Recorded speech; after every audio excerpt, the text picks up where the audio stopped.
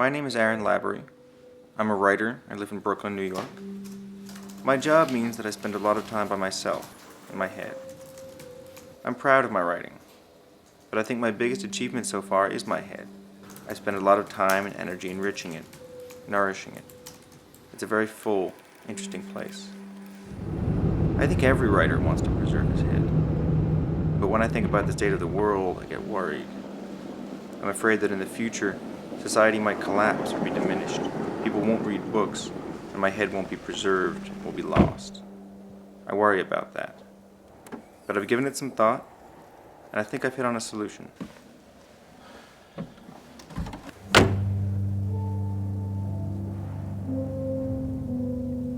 would be nice to leave a testament to the future in some form. These things mean a lot, assuming humanity goes on in some sort of continuous form and civilization lasts, which we're not sure about. But assuming it does, one has knickknacks which become more and more valuable with time, and those people who are related to you carry on your memory.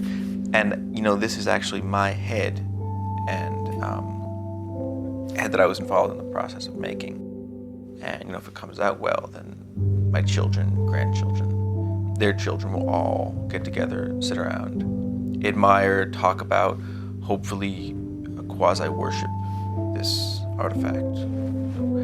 So assuming that even if I produce nothing as a writer, which is valuable, even if my other works come to nothing,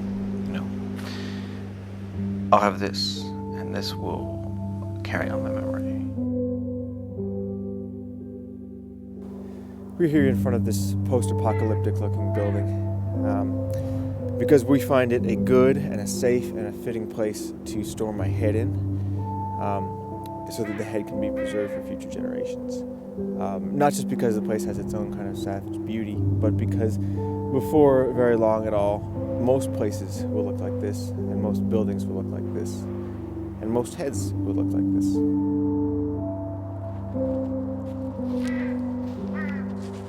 What do I want future generations to get from looking at my head?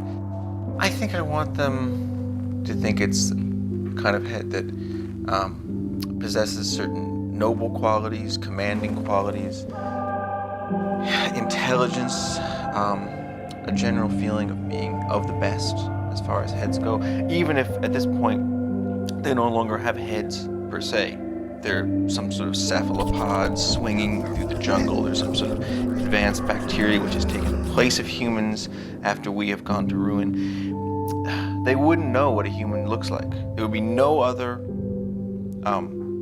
guideposts, no other indications ideally, except for my head. And they would still look at this head and they would say, this is, I get the feeling that this is an above average human head, that this is a great example of a human head, that one cephalopod would say to another in this situation. And then they would sit there for a long time and eventually found some octopus religion based on my head.